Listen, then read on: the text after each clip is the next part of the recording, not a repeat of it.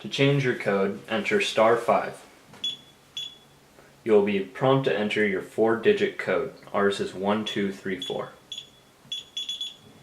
Use the arrow keys to scroll over to number 40.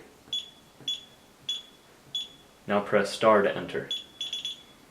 Now enter your 4-digit code. We will use 1212.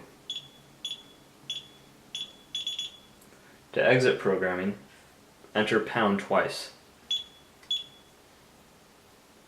Now if you use our old code, 1234, it doesn't work.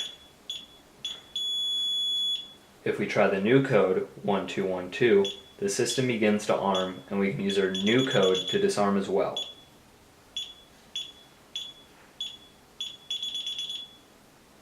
To add additional codes, enter *5. You will now be prompted to enter your 4-digit code. Ours is 1212. Scroll over to the number you want to enter your code as and press star. We will use 03. Enter your 4-digit code. We will use 5678. Press pound twice to exit programming. Now if we try our new code, 5678, the system begins to arm. And we can use our other code, 1212, to disarm the system.